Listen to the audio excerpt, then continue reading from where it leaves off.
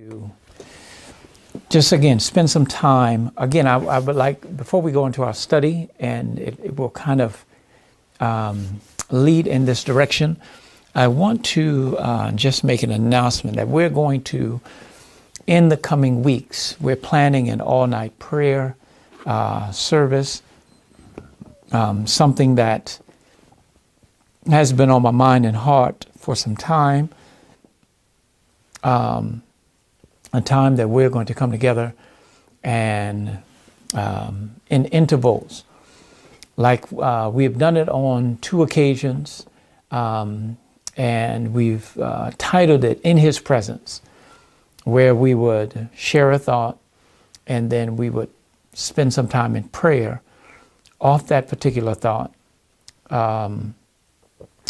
Maybe people sharing what they got from the thought as they meditated upon it, but the majority of the evening is going to be prayer time, communion, and the Word of God prepares the mind for prayer by reading the Scriptures. Our thoughts and themes and our conversation with God takes on a more heavenly atmosphere. It's not a season of us just asking God. It's communion, it's talking, it's listening to His voice and having our hearts and minds stirred by a sense of His presence with us. And so we're going to, again, plan that. By no means, brothers and sisters,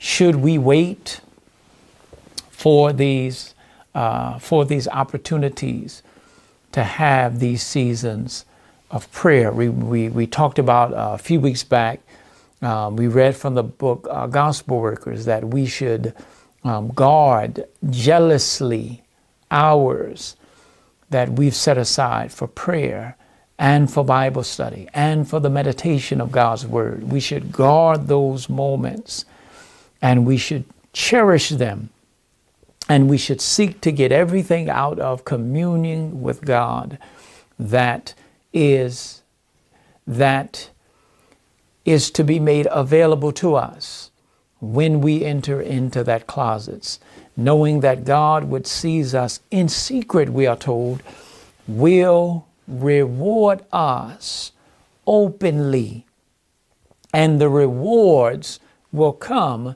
in our ability to share and speak with others, the ability to be a blessing and not always looking for something to happen to us and for us, but having the eyes anointed that we might be able to see the needs of others. And by the strength and power of God, we can open our mouths and God will fill them with precious things, and people will be blessed and have been made better by our presence. And so we're planning that all-night prayer. We're praying that you would be able to be a part of it when that time should come. If you desire to, if you're maybe somewhere in the area and you desire to come and be a part of it, if you will need a place to stay, because maybe you want to, because what we want to do is we want to go from the beginning of the Sabbath, Friday evening, and we actually want to spill over into the early Sabbath morning, and then we'll break, and then we'll go through our normal day of worship, and then we will close it off in the evening. And so if you desire to be a part of that, we'll announce it maybe about 2 weeks out to give you some time to make plans. If you desire to come and if you need a place to stay, you could always get in contact with us, and we will make that available to you so that you can come and be a part of it and be blessed. If you just want to participate online, that's fine too. God hears our prayers. And so we're looking forward to that. We're looking forward to that. I want to if we can, go in our Bibles to the book of Luke. All right, let's go to Luke 11. All right. Luke chapter 11.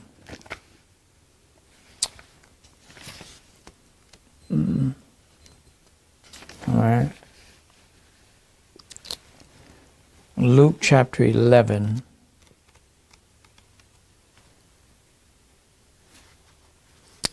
And I want us to look at something here. Luke 11. And I want us to notice Jesus speaking concerning prayer. There's something that, I don't know if we touched on it our last time. I want to highlight this particular point in our study tonight. But you're in Luke chapter 11. We're going to read something from a book, Great Controversy. And brothers and sisters, I want to say this and understand. I pray that God would give grace so you can actually understand what we're trying to convey. And that's this. I was thinking the other day, as it relates to things that people have been saying over time. Laws are about to be passed, economy's falling, National Sunday Law, probation is about to close, debt, we were told, it was said, and some of you may not be aware, but someone said probation, the judgment of the living began in September 11, 2001. I actually heard the gentleman stand up and say this at a particular camp meeting. I was not present, but I was actually watching online, and he said this, and immediately I thought to myself, I wondered what the reaction was. What was the reaction of those that were actually sitting there? What was their reaction to that particular statement? And then even after the statement was made, and then the speakers that would follow in the days, there was no reference to what that gentleman had actually said. And it would almost sort of change the dynamic of a meeting. If someone stood up in a meeting, here we are, and we're about to sit down and eat, and we're about to make an order, and someone stands up and yells, "Fire." Well, that just changes the dynamic of the gathering. We're not about to order, we're about to make preparation to exit a potential deadly situation. No references were made to the statement that gentleman made. We're living in the judgment of the living. And the speakers that followed made no reference to that statement. And so time has gone on since that particular time. And then we find another statement that has been recently made that, the judgment of the living began about almost three and a half years ago.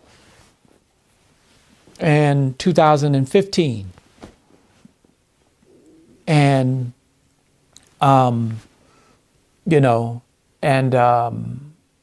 it's interesting that, and so these statements, before I make the point, these statements were made. And I was thinking the other day, all in light of what we're about to talk about. And the thought came strong to my mind, not just about these individuals. I thought about it in light of myself, and that is, we don't believe what we actually preach or we tell individuals. And I just, it was almost like I was talking to myself, and it was saying, I was hearing it said, you don't believe these. You don't believe these things. The preachers who are preaching it don't believe these things. And I'm saying, and I'm sitting there listening to this going over in my mind. You don't believe these things. And although different things have happened that show that what these individuals were saying wasn't actually true. So it wasn't that I'm not believing their particular statement. The thought was coming, you don't believe what is being preached. You don't believe what you're reading. And I'm saying, while I'm hearing that, I'm also asking the question, why? Why don't I believe these statements? They've proven to be untrue, and okay, we can move past the statements. Judgment of the living begin here, begin here, begin here. Okay, we can move past those statements because we've seen in various ways that they are not factual. But why don't I believe what I'm actually reading? And why is it that many of us don't actually believe what we're preaching and hearing? And when I said why, it is because look at your response to what is actually said. How do you respond when you read and hear these things? There's no sense of preparation. There's no sense of, wow, the train is coming. Let me start gathering up my belongings. It's almost like if you're standing and waiting for a bus, or you're waiting for the train, and you're holding your bag, you're holding your belongings, but even to hear the horn and to begin to feel the vibration of the train getting closer, you reassure yourself and you start even tightening up your grip on things that you're already holding on to. You're holding the bag and you're making adjustments, because now it's not just about holding the bags anymore. Now I have to now I have to start moving with these bags. So it requires an adjustment to be made in the way that I hold the bags. I pray that you're understanding what I'm saying.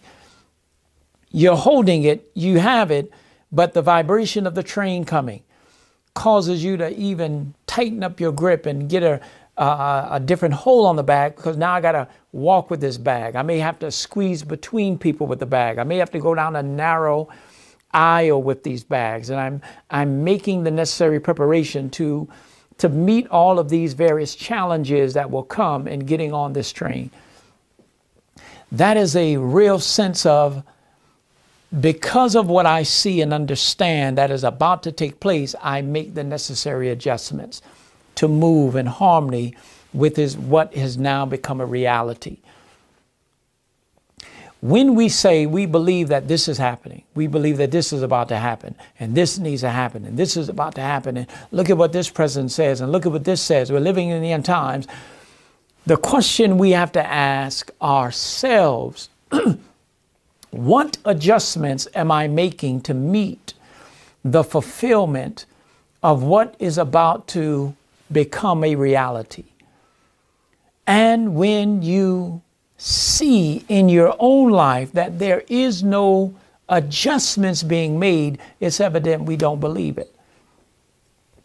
It's evident that even the individual that will walk into a crowded area and yell fire and then not move, this person that's saying this gives off an indication that they don't believe it.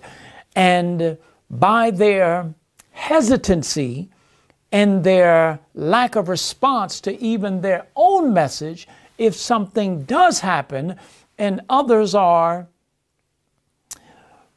imperiled by his lack of determined decision to move in harmony with his teaching, he now becomes responsible for others that he caused not to move because of his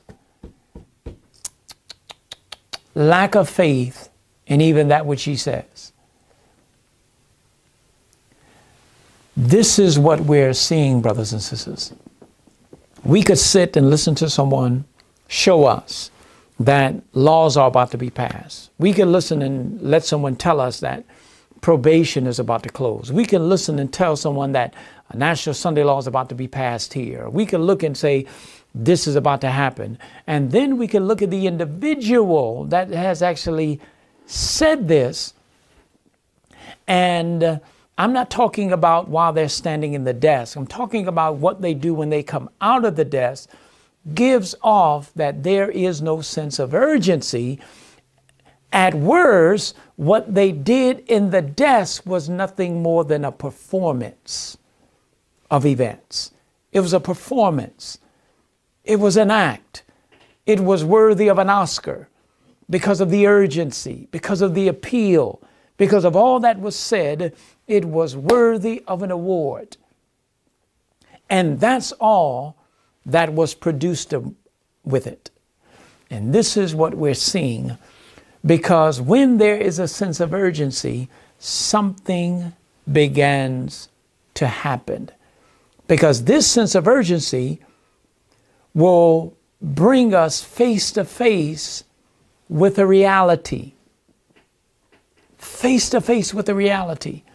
I want to read something from Christ's Object Lessons. You're still in Luke 11. We're coming there. It's a book called Christ's Object Lessons.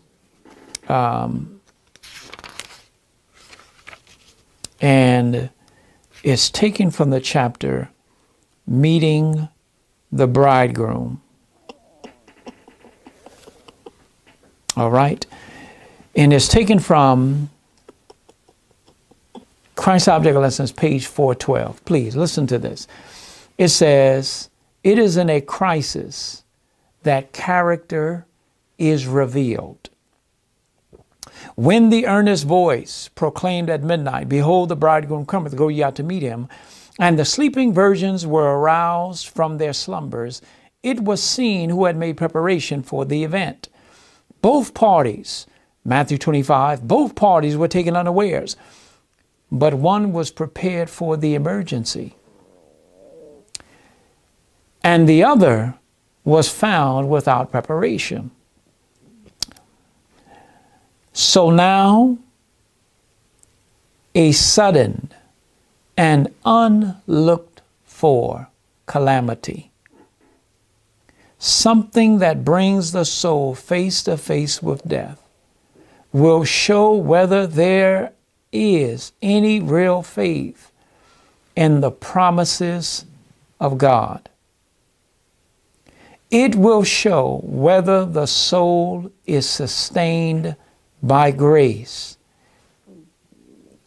The great final test comes at the close of human probation, when it is too late for the soul's need to be supplied.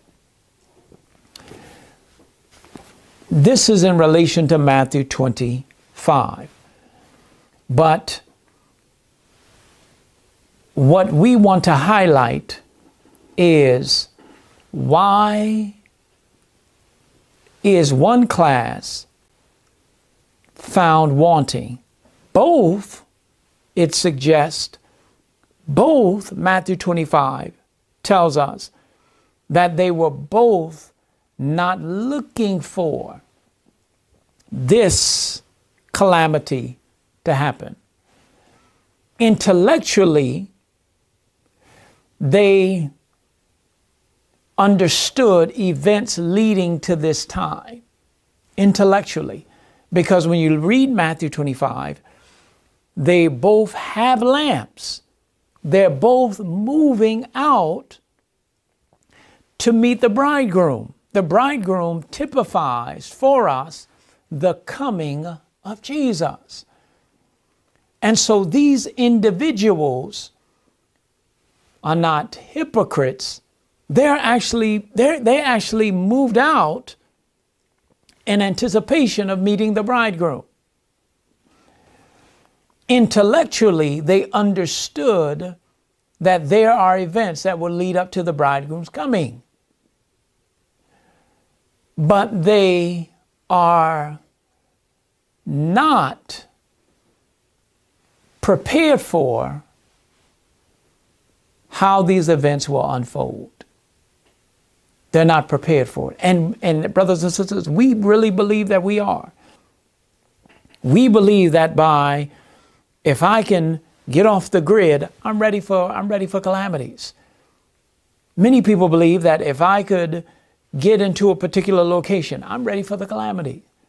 I'm ready for what is about to happen. If people believe that they could attend a certain church, and if they could learn certain teachings, they are going to be ready for this calamity. And brothers and sisters, it is going to come. It is an unlooked for calamity. We're not preparing for what is going to happen because it's going to be a test to try every man's soul. But praise God, God identifies that those who are maintaining their vessels, those who recognize what is needed to keep the lamps lit, though unlooked for, they are prepared for. Why?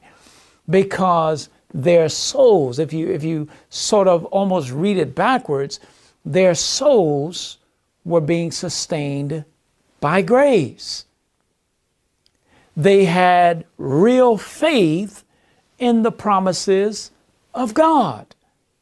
So though the calamity comes in a way that they are not preparing for, they are daily being sustained by grace. Daily, they are having an experience with the promises of God.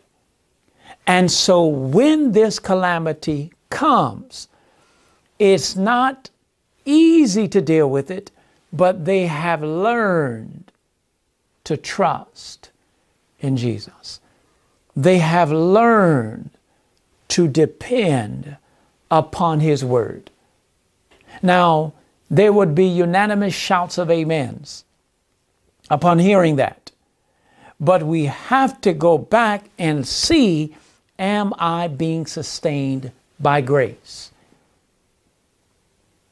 What is the true effects of grace? And what does it mean to have real faith in the promises of God? What does that mean?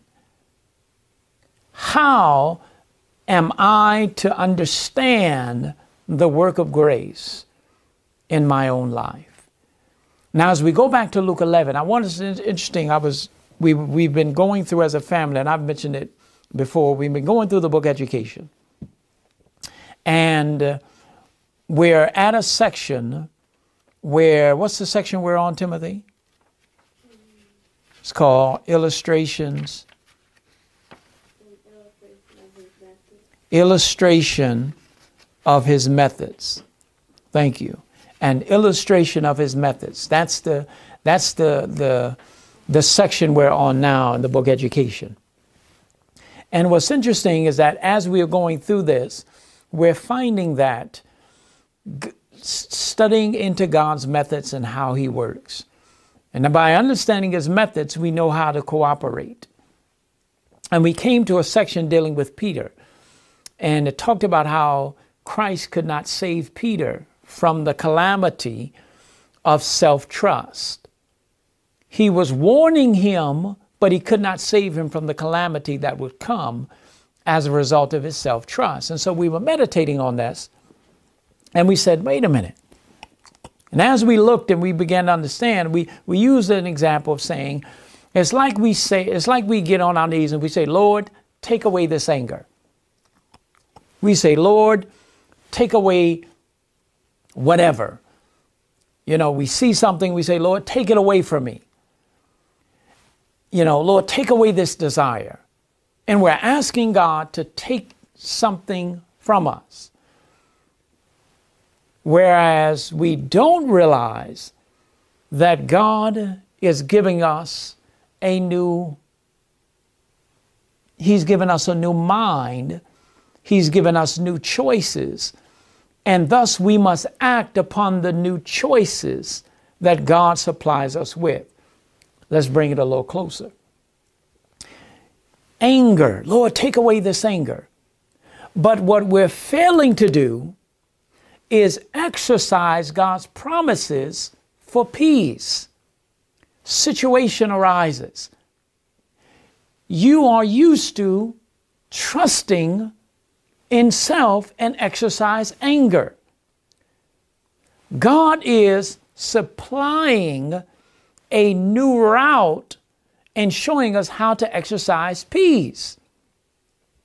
But we are accustomed and we've trained ourselves to operate in anger. I'm not mad. We accustom ourselves to being angry. Where God wants to give us an operation of peace. And so someone says something to us, or someone says something about us. We want to go and confront the person. And we go to confront the person and we say, Lord, and we go to the person and we say, let's have a word of prayer. Already we've come with the wrong spirit. Already we have placed ourselves on a dangerous ground, and we're now asking God to forcibly inject himself into something that he did not originate. You say, yes, did the Lord lead the person to talk about you? No. But so why can I not pray in this situation for God to be there? Because what happens is we should have prayed before we left.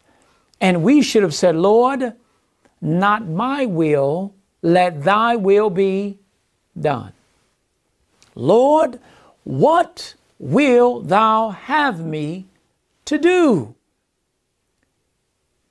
And now look to God's avenue of peace. But what we are accustomed to doing is we go and want to confront the person, and now we want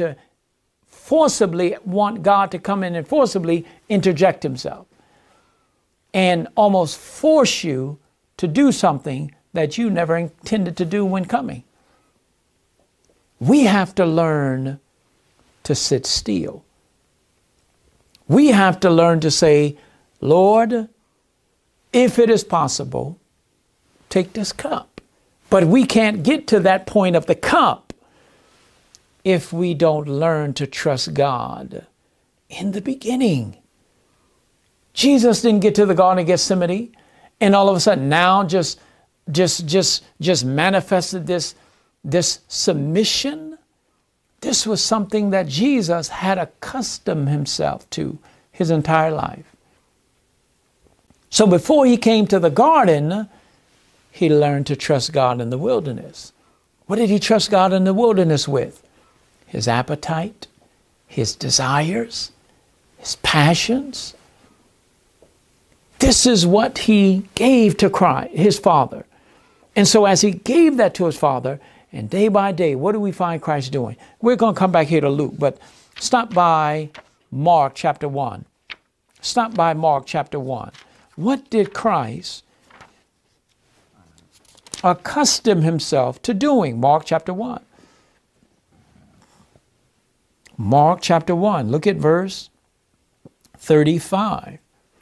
Mark chapter 1, verse 35. What did Christ, what became his custom? It wasn't just entering into the synagogue on the Sabbath. Jesus had another custom. What was it? He's in the garden, but all of a sudden we find Jesus maintaining an experience. Notice what it says. You're in Mark 1, verse 35. The Bible says, and in the morning, rising up what? A great while before day, he went out, departed into a solitary, he was alone, into a solitary place, and there he what? And there he prayed. And there he communed with his Father. Go in your Bibles to Matthew chapter 16. Matthew, is it 16 or is it 14? Matthew chapter 14. Matthew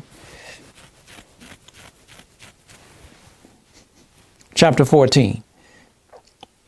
Matthew 14, verse 22 and 23. So the Bible says, a great while before day, before the sun would rise, Jesus found himself alone, solitary place, alone, talking to his Father. This was a custom that he had. Notice, Matthew 14, verse 22 and 23. The Bible says, and straightway Jesus constrained his disciples to get into a ship and to go before him unto the other side, while he sent the multitudes away. Verse 23. And when he had what? Sent the multitudes away, he went up into a mountain apart to what? Pray. And when the even was come, he was there alone. Jesus realized the importance of sending the multitude away and communing with God. Your multitude may be your work. Your multitude, at some point, you have to put the children away, put them to bed, give them quiet time, give them something to do quietly while you find a quiet place to pray. You can't deal with your children all day long and not commune with God. It's impossible to be with your children all day long and not commune with God. You have to learn to train them time for quiet. If that quiet can only be 15 minutes or 5 minutes at different intervals, hey, time for our 10-minute quiet. It may start off with just 5. You may only be able to get 5 minutes with them. But you could take 5 now. You could take 5 later. But you have to learn to send the multitude away so that you can commune, get a fresh grip on that cord that is from above. And so this is a habit that Jesus had, communing with his Father in the morning, in the evening.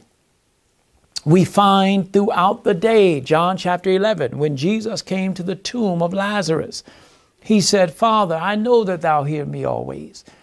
He says, the Father hath never left me alone. Why? Because I always do those things that are pleasing in his sight.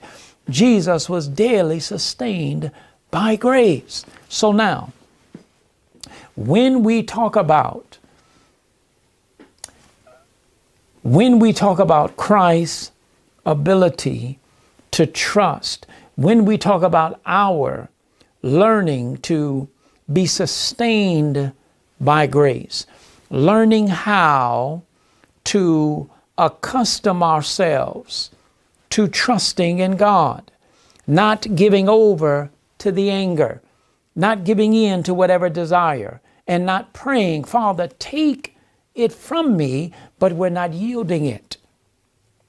When these opportunities present ourselves, we yield ourselves to Christ. So we don't get ourselves into situations and then ask God to forcibly come in and take it away. We have to learn to yield. We learn to wait upon the Lord. In order, sometimes the Bible says a soft answer turns away wrath, Proverbs 15:1. But you may need some time to give the soft answer.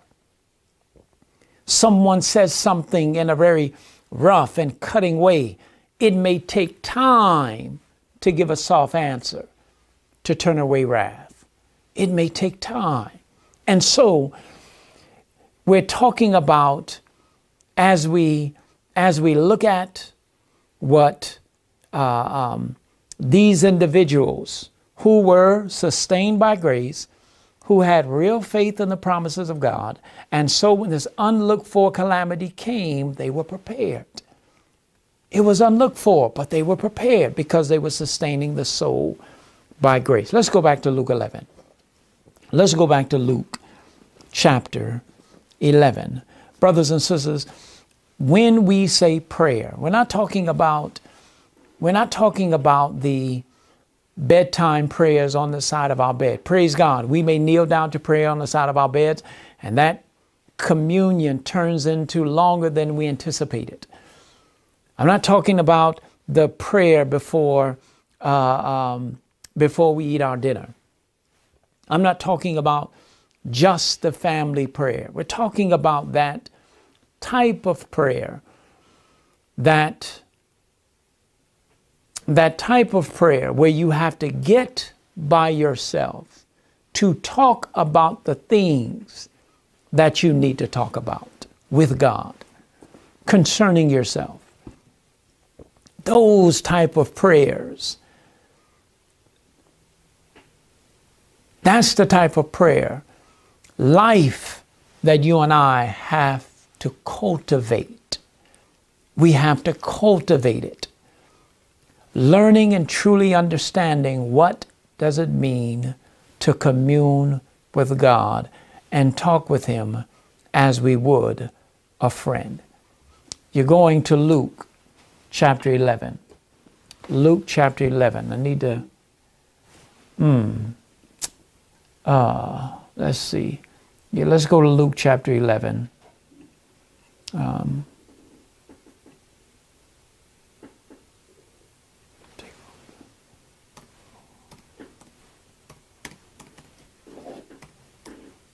Need to find this. Got to find this one for you. Let's see. I'm just so grateful, brothers and sisters. We don't have mercy. There you are. All right. I'm going to grab this one for you. Where am I here? All right. I'm going to grab this one for you. All right, let's see.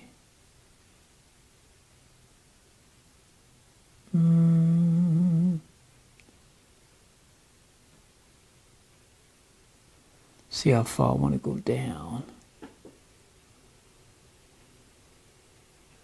All right, let's take this. Let's copy this. Paste that. Let's drop you. And let's go. 1, 2, 9. All right, Tim, don't go there yet. No, it's about to be there in a minute. We're gonna let them read this with us. We're not gonna read this one by ourselves. You're on Luke chapter 11. Luke chapter 11. Amen. Praise the Lord. Notice what it says. Luke 11. You should be there now. It says this. And it came to pass that as he was praying, this is Jesus, in a certain place throughout the day, when he had ceased, one of his disciples said unto him,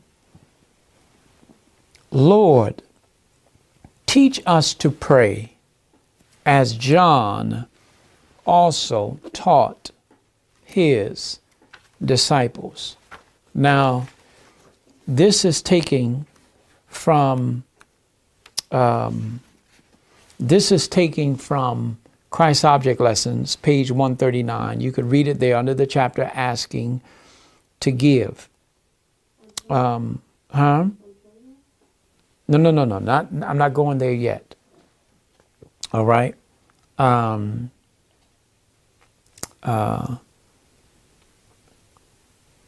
This is taken from, I want you to write this one down. Christ's Object Lessons, page 139. Christ's Object Lessons, page 139. I want you to notice this. It says, Christ was continually receiving from the Father that he may communicate to us. Not for himself, but for others he lived and thought and prayed. Not for himself, but for others. He lived, he thought, and he prayed. From hours spent with God, he came forth morning by morning to bring the light of heaven to men. Daily he received a fresh baptism of the Holy Spirit. In the early hours of the new day, the Lord awakened him from his slumbers. His soul and his lips were anointed with grace that he might impart to others. His words were given him fresh from the heavenly courts, words that he might speak in season to the weary and the oppressed. And then it quotes Isaiah 50, verse 4. I want you to notice what it says. It says this. Christ, page 140 now. Christ Object Lessons, 140. Christ's disciples were much impressed by his prayers and by his habits of communion with God. One day after a short absence from their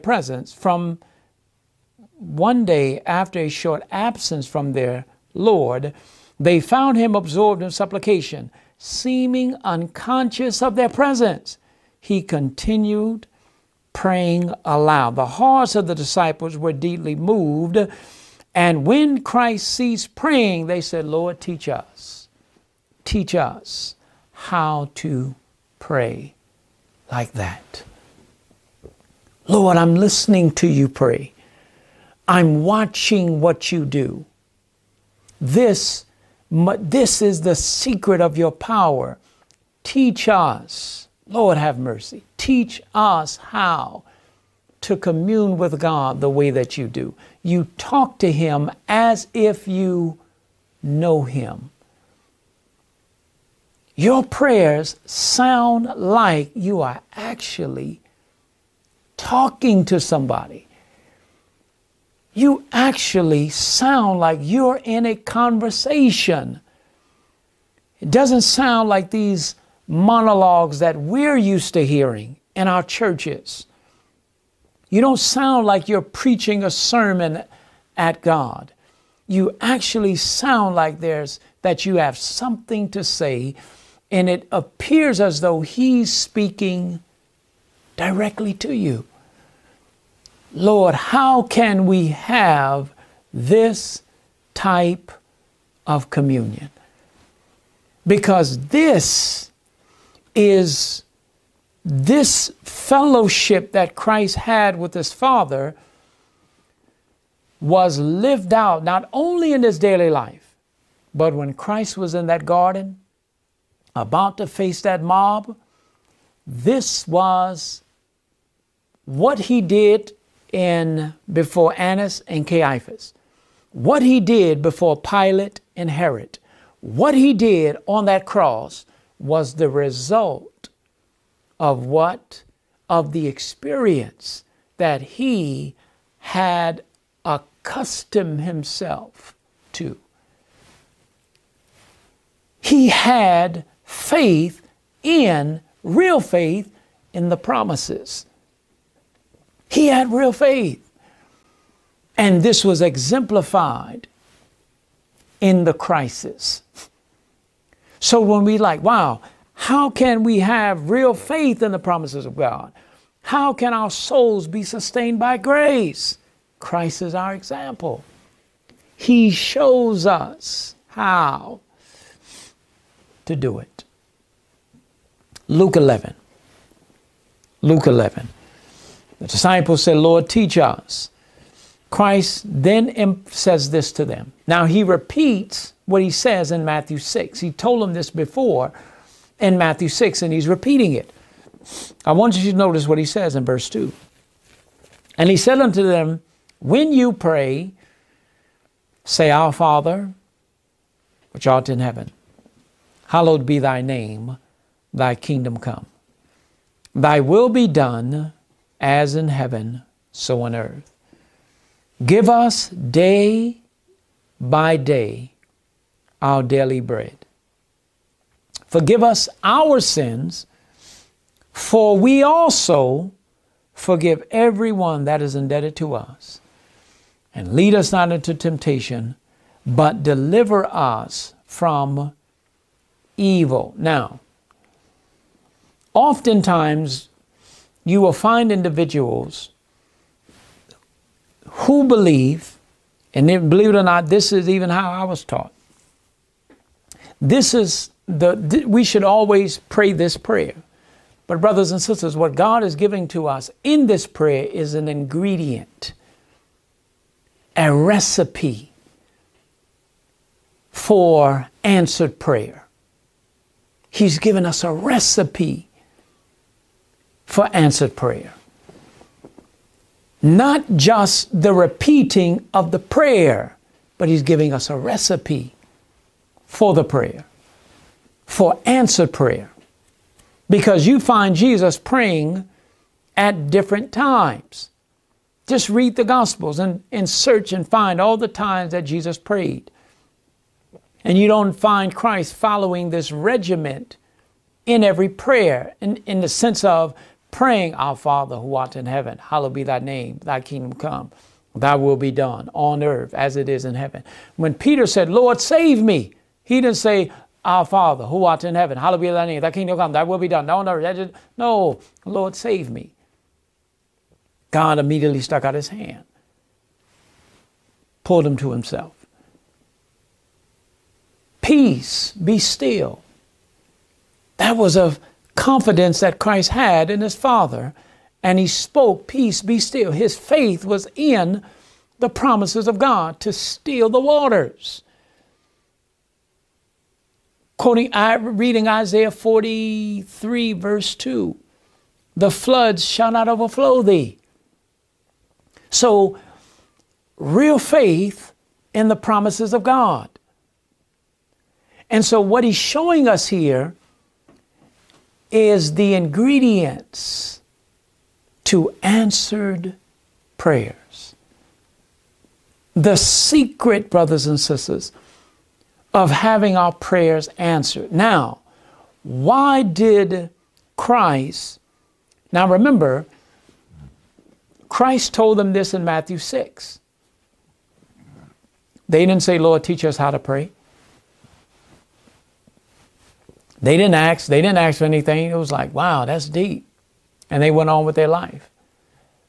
But now, later on, they hear the communion. And they said, now, Lord, teach us how to pray. Christ repeats what he said before. But now, he's about to give them an understanding that they would not have received had they not asked him. And brothers and sisters, we have not because we ask not. Don't just read the Word of God, brothers and sisters, and leave not understanding. Ask God, wow, what, Lord, I never saw this before. What does this mean? He may tell you right then, or he may do you like he did Jeremiah in Jeremiah 18. Jeremiah, go to the potter's house, and there I'll speak with you. You may finish your worship, and you may be moving somewhere. You may be doing something. And all of a sudden, you get into a conversation, and boom, the Spirit of God brings that back to your remembrance. And you're like, ooh, yes. And they're like, what? You're like, Lord, just share something with me. It came back to you. Because God wants to show us things in real time. It's not like sitting in a classroom. God wants to show us how to exercise faith. He wants to show us how to use faith. He doesn't just want us in a gym lifting weights all day long, just getting big muscles and just posing and standing on the stage and showing. And but we don't do nothing with it. Just big for no reason. For what? What are you doing? Just walking around? Just big. And this is often what Christians do. We just want to get big spiritually, but we don't do anything with it. So we have degree after degree in spiritual, in all of these different studies. And yet committing adultery, fornication, lying, stealing, conniving, doing every uncouth thing, but we got all the degrees in the world. We got the biggest church in America. But poor people sleeping outside of our churches, we get the police to chase them away. Got all this stuff in the world, all this problems going on around us. People's homes are being destroyed around us, but we still building bigger churches. Church, the biggest thing in the community, but we're big, but we're not doing anything with it. So we have all these degrees, we have all these books, but it's not hitting our hearts that we might not sin against God. So when we study with Christ and when we open the Word of God, the Spirit of God speaks to us, He wants us to do something with it. He's not just giving you something to come and share at the 11 o'clock hour. He wants you to share it at the 7 a.m. hour in your job. He wants you to share it at your 11 o'clock hour in the midday when you're in the break room. This is why God gives you gems to share, to be blessed. He wants us to, he's speaking to the disciples here because Christ wants them to see what answered prayer looks like in real time. Now, I want us to go here, look in our Bibles. You're in Matthew 11. Now, Christ is going to build on this. Remember, they said, Lord, teach us how to pray. Christ is going to show them how to pray. Notice what he says in verse 5. And he said unto them, which of you shall have a friend, and shall go unto him at midnight, and say unto him, friend, lend me 3 loaves, for a friend of mine in his journey is come to me, and I have what? Nothing to set before him. Now, I want you to notice something, brothers and sisters. Hold your finger there, and let's go over to Matthew 25. Now, I'm going to tell you the truth. I just saw this myself. Notice what it says, Matthew 25. Have mercy. I just saw this one. Matthew 25. I want you to notice what it says. Remember, we talked about this earlier, about these 5 foolish and 5 wise. All right? We didn't go to the text, but I referred you to Matthew 25. Notice what this says in Matthew 25 at verse 6. Matthew 25 and verse 6. Watch this. And at midnight there was a cry made, behold, the bridegroom cometh, go you out to meet him. Then all those virgins arose, trimmed their lamps. And the foolish said unto the wise, give us of your oil, for our lamps are going out. They're not gone, they're going. The flickering flame, it's dying. And it says in verse 9, but the wise answered, saying, not so, lest there be not enough for us and you. But go ye rather to them that sell, and buy for yourselves. And while they went to buy, the bridegroom came. Too late to supply the lack. But at midnight, here we are back in Luke chapter 11, he said, a friend of mine has come to me at midnight, and I have nothing to set before him. What is the similarity? The similarity is an unlooked-for season. This man at midnight, he was asleep. He was sleeping. The virgins, they were sleeping. But this man symbolizes those wise virgins. This man knew exactly where to go to have his wants supplied.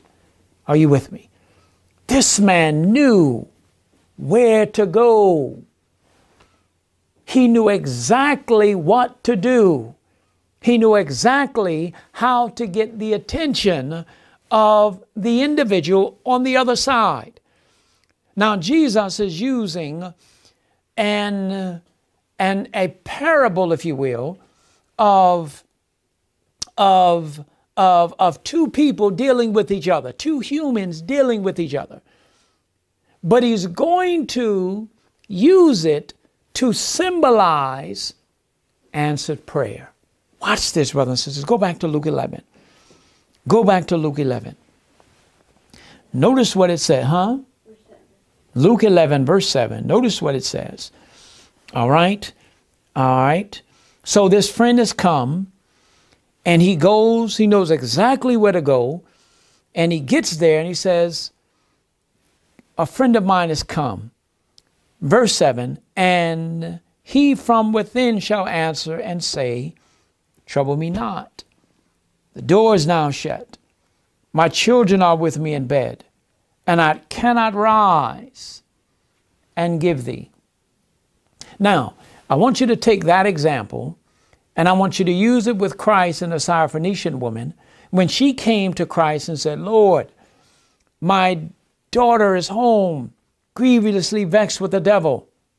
He said, I can't give the bread that belonged to the children to the dogs. She said, Lord, but even the dogs deserve the crumbs that fall from the table. And Jesus turned and said, daughter of Israel, your faith, go. He rewarded her. Why? Because she was willing to receive, if it was but a dog's blessing. Why did Jesus refer to her like that? Was Jesus being rude? Was he being unkind? No, but Jesus was teaching the disciples, these individuals that you look at as dogs are actually entering into the kingdom of heaven before you. These people you despise are getting hold of the master's ears while you are standing without.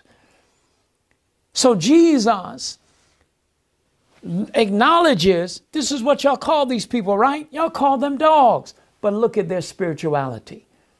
God is more willing to answer their prayers, the people you call dogs, more than yours. Why? Because during the time of your visitation, the Lord wanted to bless you, but you didn't know it. But now God is turning to the Gentiles.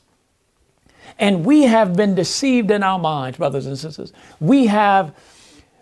Satan has really made us believe more of ourselves than we ought to think. We have literally, I don't know what other word, we have literally come to believe that God will do nothing unless he does it with the Seventh-day Adventists.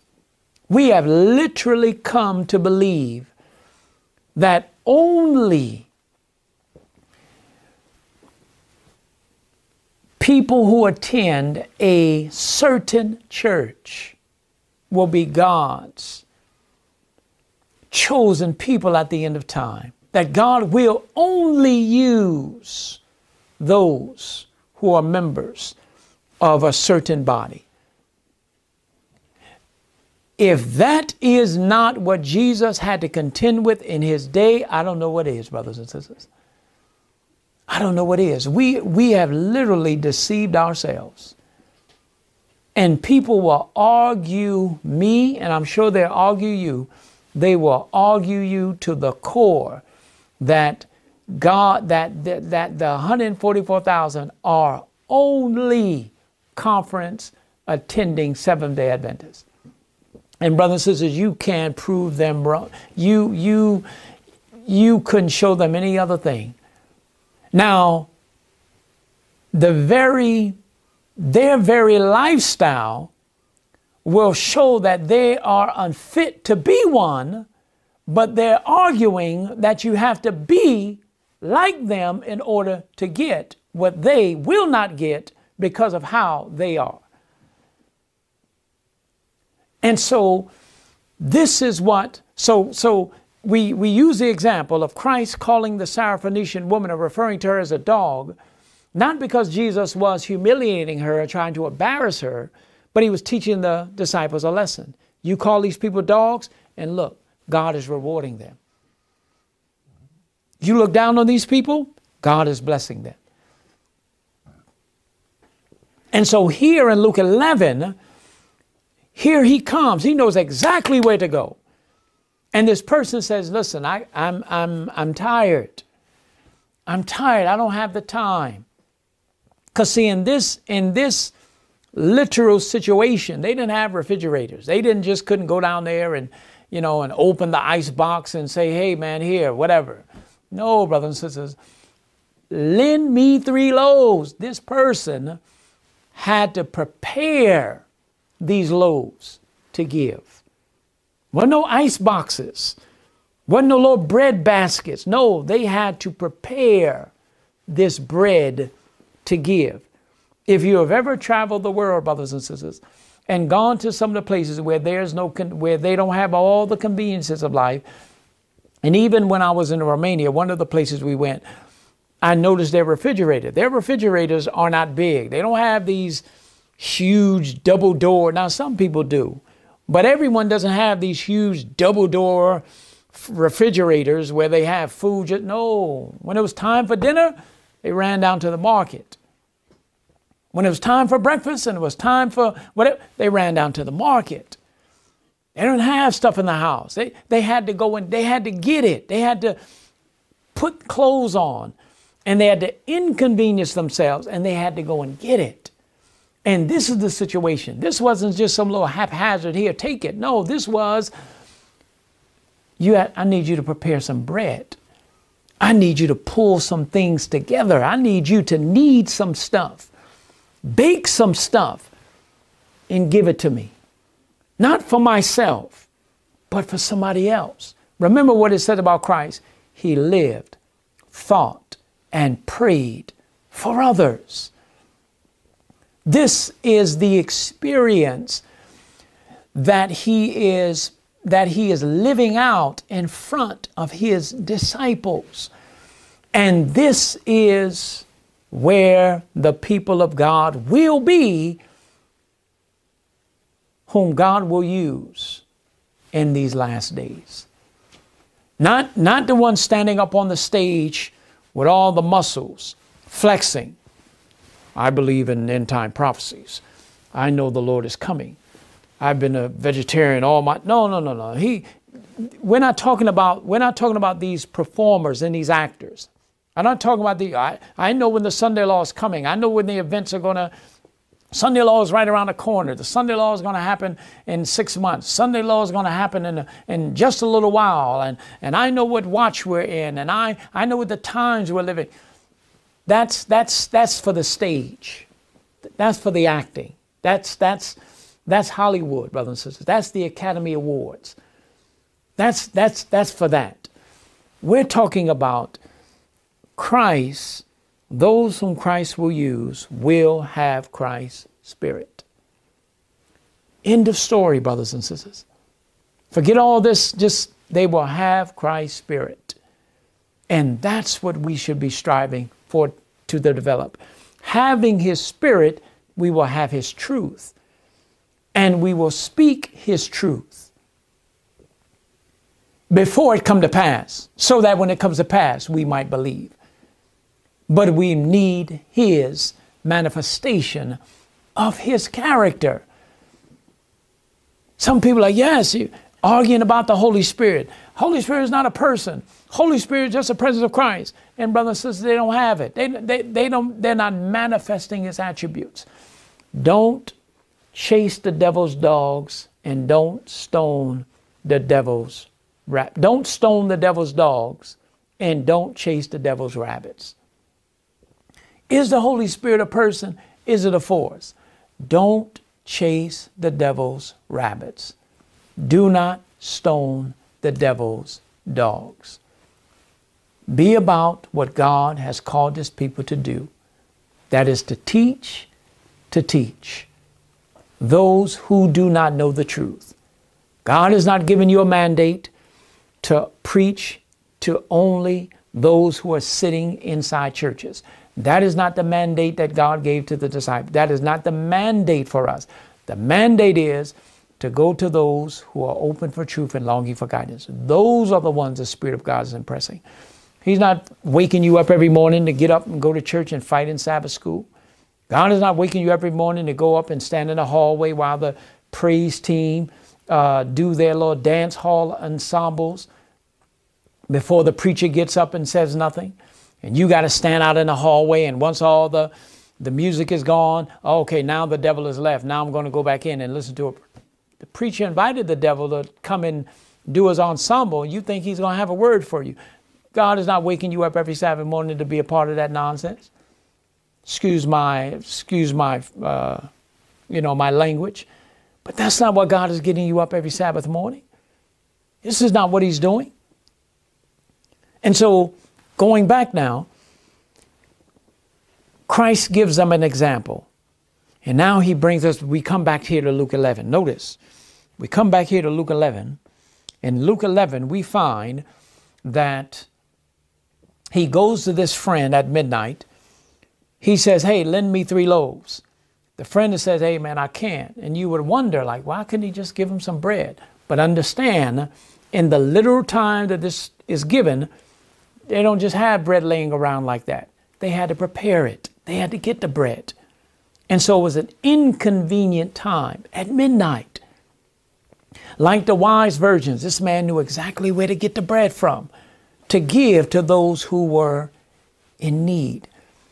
What are the wise doing? The wise are, the announcement of his coming, but the wise are lifting their lamps high. What is lifting their lamps signifying? That they're telling the world, Jesus is about to come. While the foolish lamps have gone out and they have no message. Why? Because they've not been sustained by grace. They don't have any faith they don't have any real faith in the promises of God. So they have no message to give. God has allowed a calamity to come for the purpose of moving these false lights out of the way and lifting his light, true light, higher and still higher. Watch this. So here we are in Luke 11. And he says, trouble me not, for the door is now shut. Jump down to verse 8. And he says, I say unto you, though he will not rise, because he is his friend, yet because of his what? Importunity, he will rise and give him as many as he needeth. His importunity means his reluctance to take no for an answer. His reluctance to be denied of what he came for. He was earnest in his petition. He was like Jacob, I'm not letting go until the blessing comes. I will not waver because you don't answer speedily. I'm going to hang on as long as hanging on takes to get what I've come for. Not stubborn in a bad sense, but stubborn in a good sense. Doesn't move until God gives him what he needs. He came to the right one to have his needs supplied. These are earthly people. And he gives them because of his unwilling to relinquish his request. Just because the answer doesn't come, he doesn't go and get busy. You know, like children oftentimes will come and ask for something. And if you don't immediately respond to them, they go and get busy doing something else. They'll ask, and sometimes, they'll ask, and I might not say anything for a little while. I may just and they may go off and they don't ask for it anymore. And I say, see, I was about to waste this. They didn't want it. They just saw others and they wanted to get it. And that's how we are. We pray for things, not because we really need it, but because we want it. It would be nice to have it. It would be nice to talk about it. We don't really want it, but it's what we do. And so this individual, he doesn't relinquish his request, and he gets as much as he needs.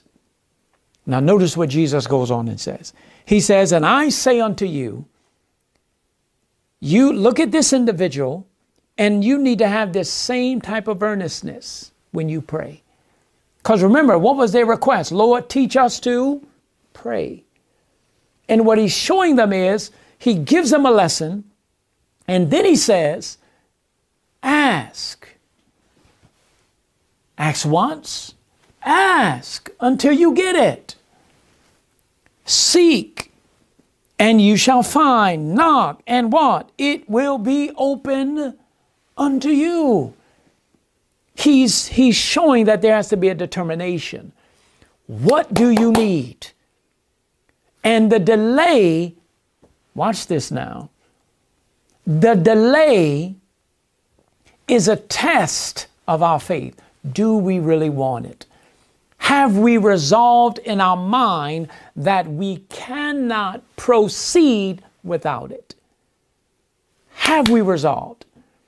Or God doesn't give it to us, I'm going to run and ask for somebody. I'm going to run and ask help from somewhere else. I'm going to go do this. I'm going to go do this. God doesn't give it to me, I'm going to borrow it. If it doesn't come, I'm going to get it. Why? Because my pride is on the line. Not God's glory, not for the benefit of somebody else, but we often want it for ourselves. That's what we want it for. We don't want our children to stay in the church because we want God to be praised. We want our children in church so we can flex our chests we have something to talk about over the potluck. We could talk about our children. But if your children aren't in the church, you don't talk about your children. If you know your children are wayward, you don't talk about them. But when they're doing good by church standard, they don't even have to be living right these days. As long as they're successful, oh, we'll talk about them at potluck. Yeah, oh yes, yeah. They just got a, new job, and yes, they just did this, and yes, they just did that. Nothing about God. Oh yes, she's about to go back to school. Yes, he's about to go back to school. Nothing about God. Nothing interesting. Nothing. No, man, we had a conversation. It was, it was powerful. They were sharing something with me, and the Lord, nothing about God. It has nothing to do with God. And so our children are leaving the church, and the parents don't care. They don't care because they don't want them in church for God's sake. They want them in church so they can have something to talk about. But I believe, brothers and sisters, that many of the young people are leaving the church. God will save them outside the church. He's going to save them outside the church. I believe it, brothers and sisters, with all my heart, that they're going to be saved without the church. There are many who have left the church, and we believe that God is done with them. But God is going to save them out of the church like he did Joseph. Joseph was ran out of the church, and God still saved him outside of the church. And when God saved him, Joseph was actually a blessing to the church while he was outside the church. God is going to save people, brothers and sisters, outside the church. And he's not going to bring them to the church. He's going to bring the church to them. That's what God is going to do. And so, brothers and sisters, God shows that there has to be a persistence. In the delay, there has to be a searching.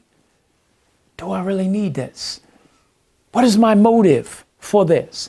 Have I done anything that would cause the promise to not be realized in my life? Have I forfeited myself of the blessings of God? Am I regarding iniquity in my heart that God will not hear me? What am I doing? Have I forgiven others who have wronged me? So God gives us the ingredients to muse on as we commune with God. Come on now. We muse on these thoughts. Am I harboring feelings? You know, brother and sister, I was thinking the other day, some of us hate people that are dead. We're still holding on to grudges of people that are dead. We're hating people we haven't seen in years, but we still hate them. If we regard, David says, iniquity in our hearts, God will not hear us. Psalm 68:17, I believe it is. But if we regard iniquity in our hearts, God will not hear us. I believe it's Psalm 68 and verse, no, it's not Psalm 68. It's Psalms 66 and verse 18. If we regard iniquity in our hearts, God will not hear us. And so God doesn't answer the first time. Search the heart. Have I forgiven others who are indebted to me? What do you mean they're indebted to you? They did you wrong. They are indebted to acknowledge they're wrong. Have you forgiven them of their debt? So that when they do confess, they can now be right with God because, hey, we have already made it right. I've forgiven you that debt. Why? Because God forgave me of a greater debt that I owed him than what you owe me. And so the reality in Luke 11, God is showing us how to get our prayers answered, how to be sustained by grace, how to have real faith in the promises of God. Let's make these last few points. He says, verse 10, for everyone that what? Asketh, receiveth, he says. He that seeketh, findeth, he says. To him that knocketh, it shall be open, he says. If a son shall ask bread of any of you that is a father, will you give him a stone? Or if he asks a fish, will he give him a serpent? Or if he asks an egg, would you give him a scorpion? Verse 13, what are we needing when we ask? If ye then being evil know how to give good gifts unto your children, how much more shall your heavenly Father give the what? Holy Spirit to them that ask him. Now, brothers and sisters, go to your screen. I want you to notice this. Notice this. Notice what this says. Now, watch this point. We want to make this because in Steps to Christ, under the chapter,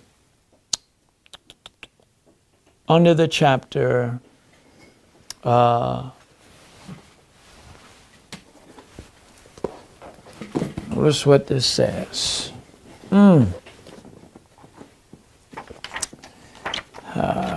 The privilege of prayer. Steps of Christ, page 93. The chapter is the privilege of prayer. It says this in the second paragraph. Prayer is the opening of the heart to God as to a friend. One more time. Prayer is the opening of the heart to God as to a friend. Watch this statement here, Christ Object Lesson, page 129, because we have to ask ourselves, what does that mean? Lord, I remember when I read that, I said, Lord, I don't have friends like this. I don't have friends that I would open my heart up to like this. But notice what God showed me. Notice this statement. Notice this statement, Tim. Is it up? Tim, put it up. It says this, if we keep the Lord what? Ever before us, allowing our hearts to go out in thanksgiving and praise to him, we shall have a continual freshness in our religious life. Our prayers, watch this, remember, if we keep the Lord before us, our prayers will take the form of a conversation with God as we would talk with a friend.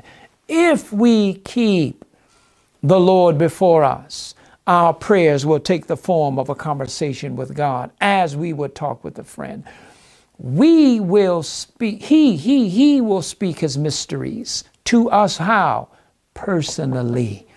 Often there will come to us a sense, often there will come to us a sweet, joyful sense of the presence of Jesus. Often our hearts will burn within us as he draws nigh to commune with us as he did with Enoch. Enoch, brothers and sisters. Now, let's go to these last two statements here. Why is this necessary? Why are we talking about prayer in the light of all that's happening in the world, preacher? Of all the predictions and the probation closing and the judgment of the living and all of this, what does this matter? Why is it prayer? Why are you not talking about country living? Why are you not talking about getting out of the cities? Why are you not talking about handing out the great controversy? Why are you not focusing on these things?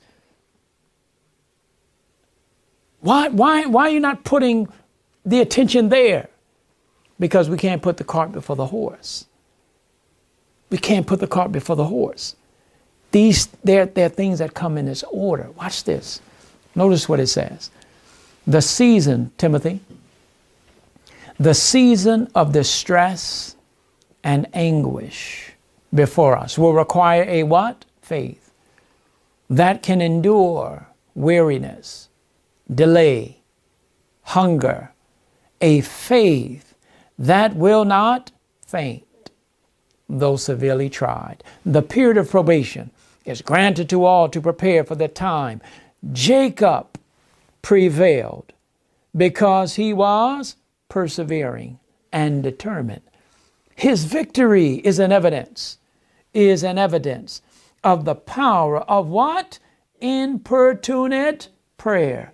All who lay hold of God's promises as he did, and be as earnest and persevering as he was, will succeed as he succeeded.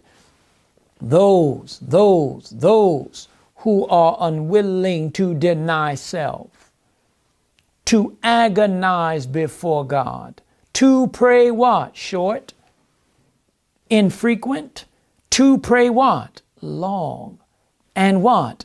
Earnestly for his blessing, will not obtain it. Wrestling with God, how few know what it is. How few have ever had their souls drawn out after God with intensity of desire until every power is on the stretch. When the waves of despair, which no language can express, sweeps over the suppliant, how few cling with unyielding faith to the what? Promises of God. Real faith in the promises of God. So sustained by grace. Does it come in the crisis? It is revealed in the crisis. This experience doesn't come to us in the crisis. It's shown in the crisis. We must learn what it takes to have the soul sustained by grace. But what happens? How can we get there? We have to keep the Lord ever before us so that we won't be moved. And now when it comes, Lord, where will you have me to go? What country? Where would you have me to be? God will prepare the way for us. Angels, as it were, will take us by the hand, guide us to that country place. Where, Lord? What? How shall we move? How shall we work? What methods and plans shall I follow? God will begin to illuminate his word. He'll begin to show us the methods of Christ that are to be followed for the furthering of the work and for the securing and the saving of souls, not just to inform souls of a doom, not just to inform of a situation, but how to rescue them from the crisis. See, brothers and sisters, we are good. I've often said this before. We are good informers of trouble. We just don't know how to show people what to do. And I use the example, who goes to fish? Who goes fishing without purposing to catch something? Who goes and buys a hook, buys a rod? Who goes and gets bait to simply go down to the shore, get in a boat, go to the task of renting a boat, pushing out, and just throwing bait in the water? That's not the purpose of fishing. Christ says, I will make you fishers of men. From henceforth, you shall not feed fish, catch fish. God wants them to be caught. And that, it takes some effort. And I don't need to go into the examples of fishing, but it takes effort, brothers. And sometimes you may not have the strength. You need someone to come and give you the ski, give you an add a little boost to get that fish in. And so God wants to develop this relationship with us so that there may be individuals in a certain city, on a certain street, that God will direct you to. In a certain city, on a certain street, at a certain house, God will send you to that door. But we have to learn to tune in to his voice.